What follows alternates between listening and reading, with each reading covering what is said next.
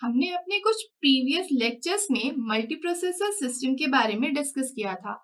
Multiprocessor system ऐसे system होते हैं जहाँ पे मल्टीपल प्रोसेसर्स का इस्तेमाल होता है किसी भी टास्क को एग्जीक्यूट करने के लिए।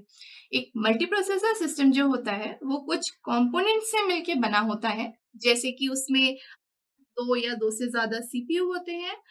वहाँ पे मेन मेमोरी हो सकती है, मतलब होती ही है ऑब्वियसली। और अगर इस मेन मेमोरी को हम पार्टीशन करते हैं तो इसको हम मेमोरी मॉड्यूल भी बोल सकते हैं। और यहाँ पे इनपुट आउटपुट प्रोसेसर्स होते हैं जो कि इनपुट आउटपुट डिवाइसेस से कनेक्ट होते हैं। इन सारे कंपोनेंट्स को मिला के हमारा मल्टी प्रोसेसर सिस्टम बनता है। अब बात आती है ये जो डिवाइसेस होते हैं ये इंटरकनेक्टेड कैसे होते हैं। तो ये जो डिवाइसेस होते हैं ये एक बस के हेल्प से आपस में इंटरकनेक्टेड होते हैं। ये बसेस क्या होती हैं? तो buses actually set of wires या फिर केबल्स होते हैं जो कि क्या करते हैं, ट्रांसमिशन के काम में आते हैं। ये डेटा या इंफॉर्मेशन को सेंडर से डेस्टिनेशन को सेंड करते हैं या ट्रांसमिट करते हैं। मतलब यहाँ पे हम बिट्स को सोर्स से डेस्टिनेशन की तरफ ट्रांसमिट करते हैं और कम्युनिकेशन को पॉसिबल करवाते हैं।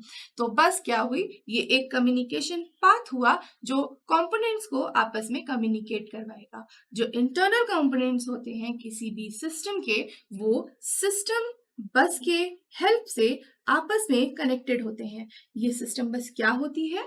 तो सिस्टम बस एक ऐसी बस होती है जिसके पास address line, data line and control lines होती हैं।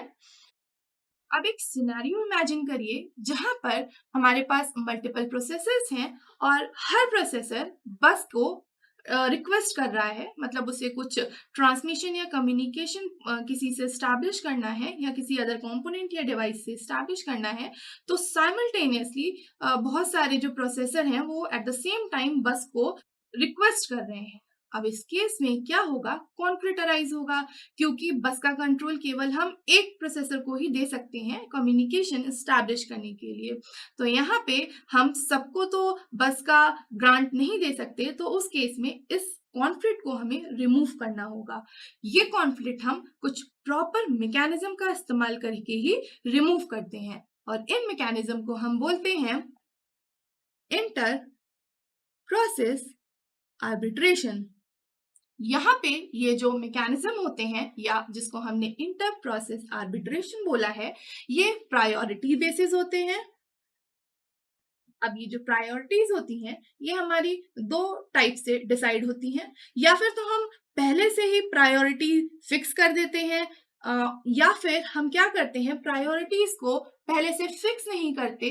प्रायोरिटी को फिक्स करने का मतलब है कि सपोज सीपीयू 1 एंड सीपीयू 2 क्या चाह रहे हैं, सिस्टम बस को रिक्वेस्ट कर रहे हैं।